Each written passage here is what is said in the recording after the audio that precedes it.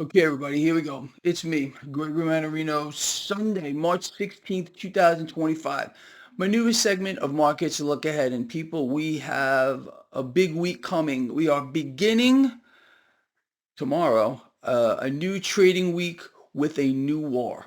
The United States is directly involved in yet another Middle East war.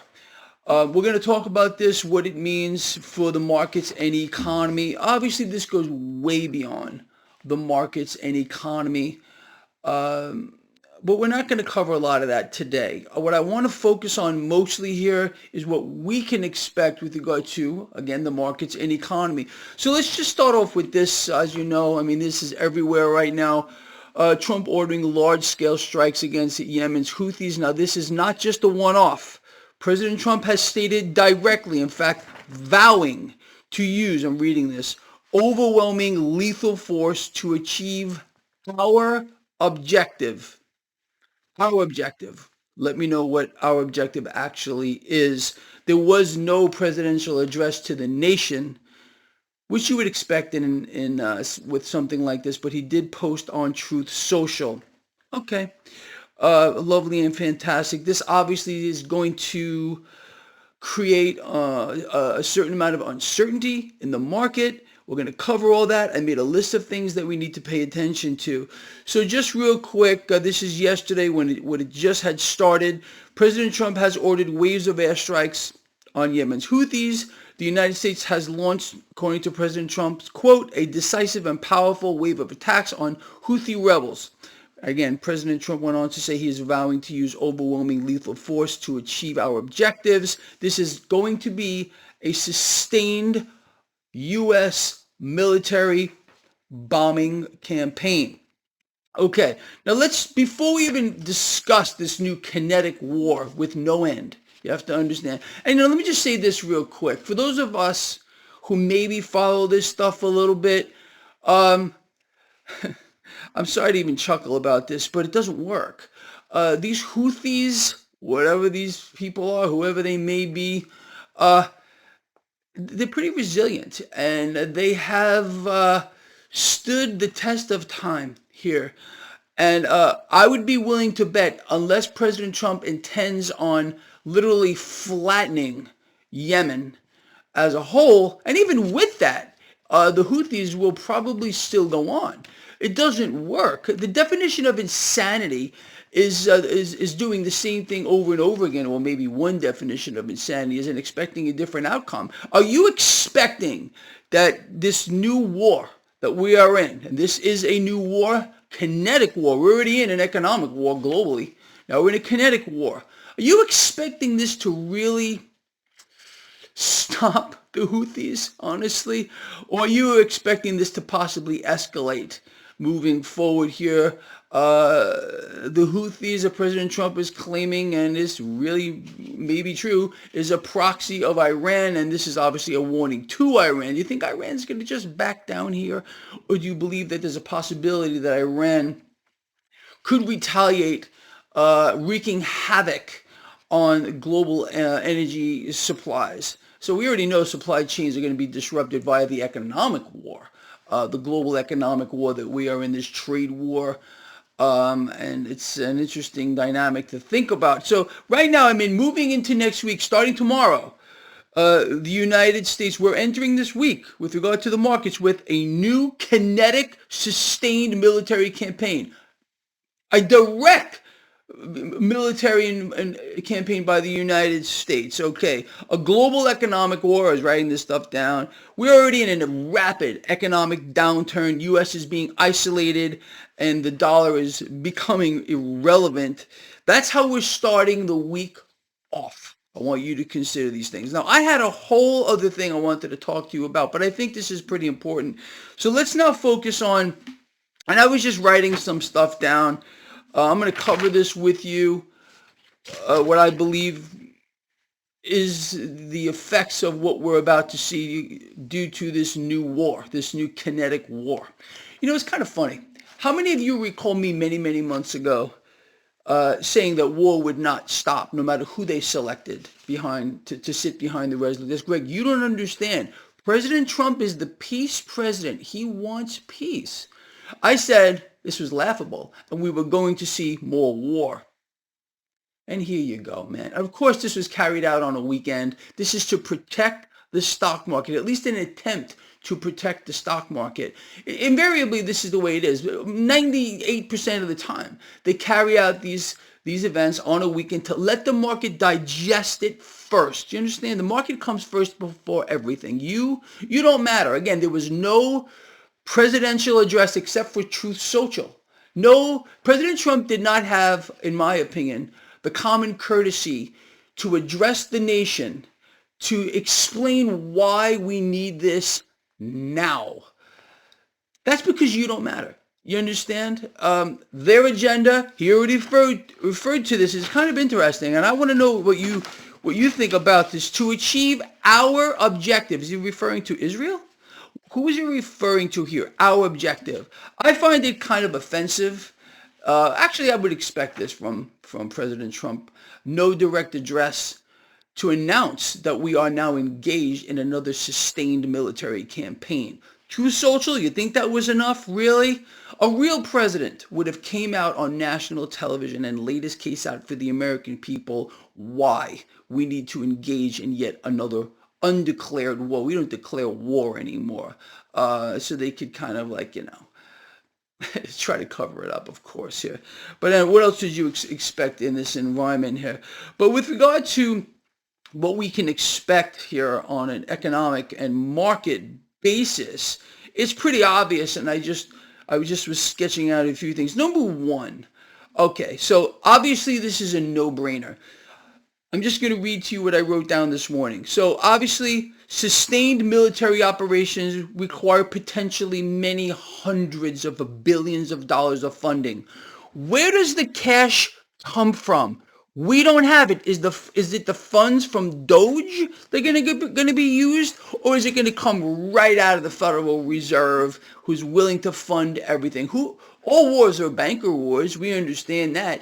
And right now, the Federal Reserve is being made more powerful than ever in history with President Trump's executive orders allowing cryptocurrencies to have access to the Federal Reserve's national payment system.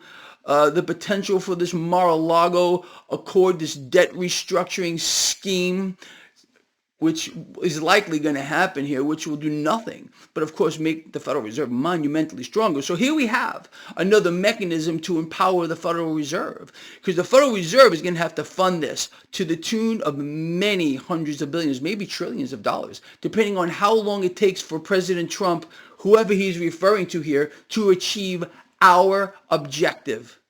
Are we on the same page? So again, sustained military operations require potentially many hundreds of billions of dollars in funding, depending on how long this is. Now, there are other factors involved. So let's just go over this. So what we could expect from this, of course, again, it's a no-brainer here. Rising oil prices, and obviously that means higher inflation. Expect increases in energy prices, which also means increases to the cost of manufacturing and consumer goods. No-brainer stuff here.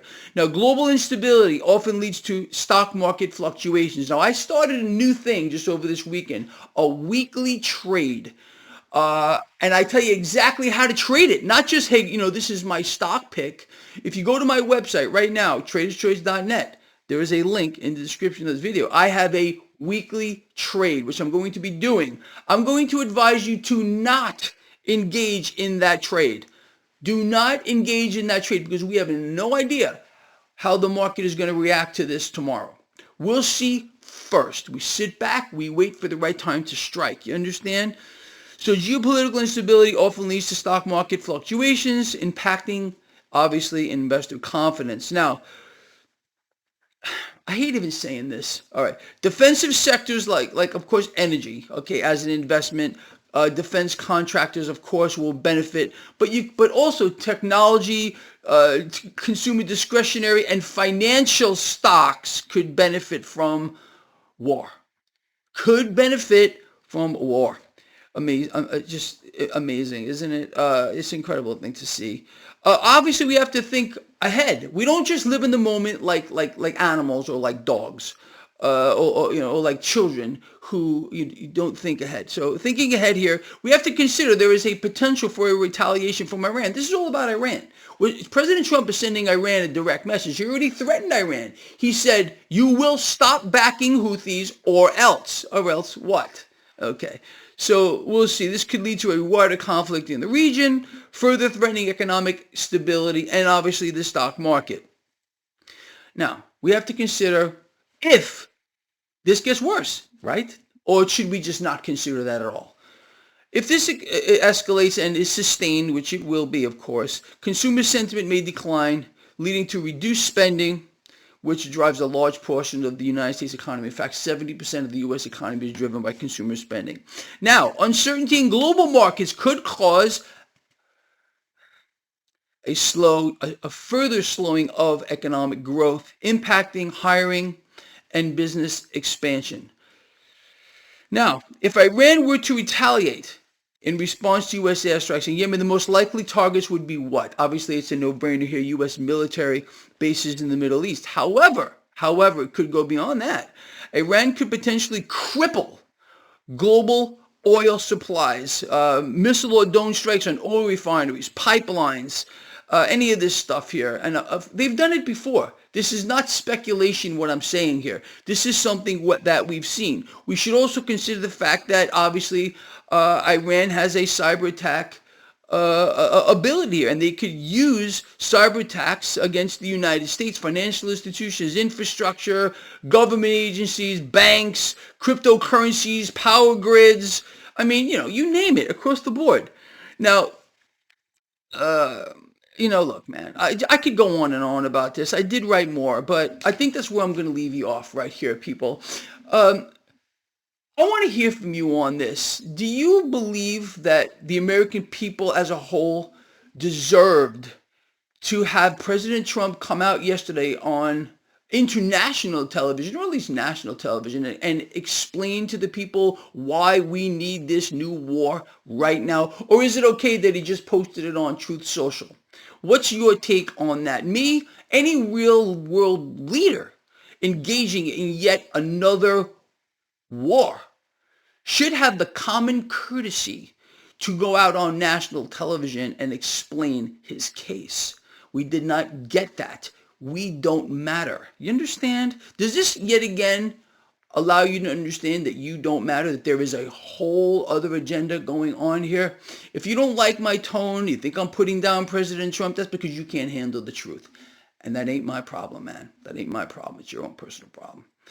So I hope, people, I have outlined for you what the effects of some of this are going to be. Quite obvious. I mean, everything I wrote here, I mean, come on, everyone, all of you knew it already. And no surprise, war, more war, sustained war, any mechanism they could think about, dream about, or cause you to have a nightmare over will be instituted to allow the Federal Reserve, in this case, to inflate.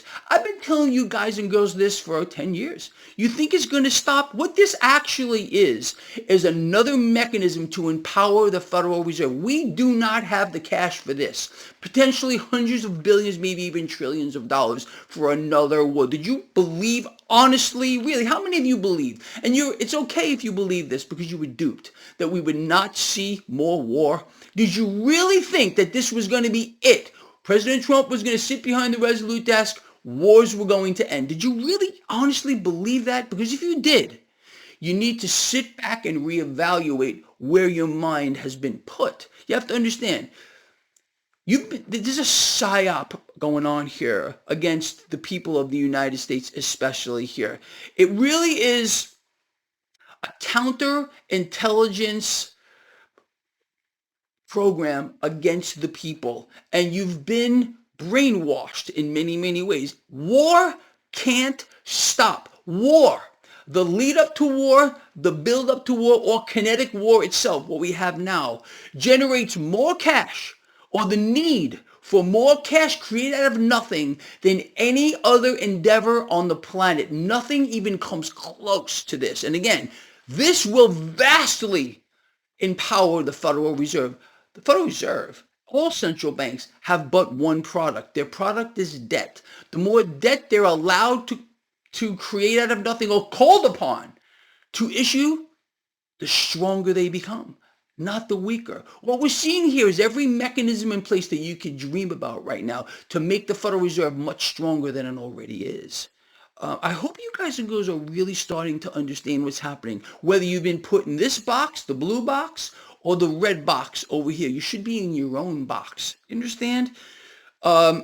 This here, what we're seeing, the effects of this are going to be widespread. Again, I covered potentially what this means for the world economy, for the market, and for global debt. Do you think, again, going back to my premise as far as you want to go, do you really believe that global debt is going to stop hyperballooning, or do you think that we're going to see this even get much, much worse as the world economy is deliberately crushed? Do you think any of this is by accident, or all of this has been well thought out? Why the timing of this right now? Do you see what's going on here with regard to the United States, with regard to our markets? Do you honestly not believe that this was timed absolutely perfectly?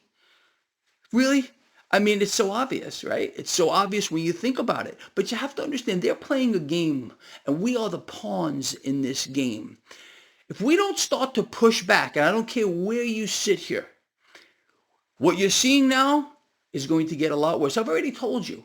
And I did this video, a video about a week or two ago. In 6 months from right now, the United States and global economy is going to be unrecognizable from where we are now. More death, more pain, more suffering on a biblical. This is obviously biblical, what we're seeing. Make no mistake about it here.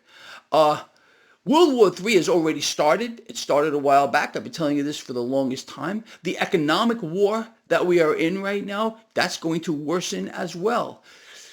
You, my beautiful friends, and me are already a casualty of the economic war. And this already started. I mean, President Creature freaking Bidenstein, mummy man, uh, obviously, man, we were lied to and deceived then too. Do you think did you really believe it was going to change with the new guy? No. What we're going to see is all these things, these underlying dynamics get much, much worse here, especially with this economic war, which is war, and now a new, sustained, direct military bombing campaign in the Middle East. You think this is a stabilizing force here or a destabilizing force here? Do you see any connection between what's happening now with the United States and Israel? What do you see here?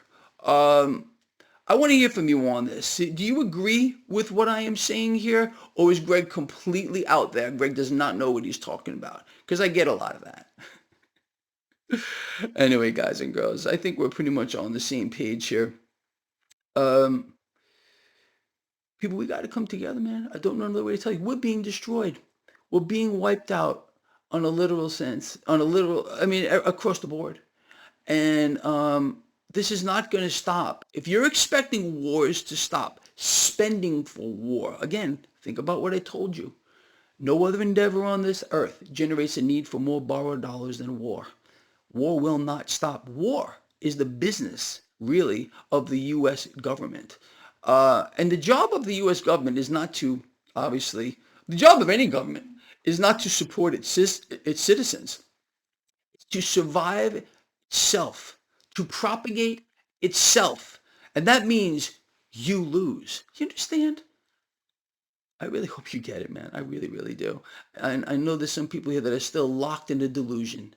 I hope your delusion is now becoming less real to you, understanding that the peace president has just directly involved the United States in another war, a sustained war. There was really no other way to do this. And do you honestly believe that this new war is going to stop the Houthis? You know it's not going to. It never does. You think I'm wrong on that too? Maybe you should do a little research on how war and attacks on these Houthi people, Houthi, whatever these freaking people are here, never works. And it's not going to work now. But you're going to be told it's going to. I mean, President Trump's already telling you he's going to use overwhelming lethal force until we achieve our objective. What is our objective? Maybe President Trump should have came out last night on national television, have the common courtesy to tell the United States people that we are now being thrust into a direct U.S. military sustained war in the Middle East. But we didn't get that. Not get that. And if we don't stand up and start demanding that we do get that, that boot on your neck, that pressure that you're feeling right now is going to get a lot worse. And whose fault is that going to be? Your own. I love all of you. I'll see you in the morning. I want to hear from you. Got something out of this video? I'd appreciate hearing from you. You don't like what I said?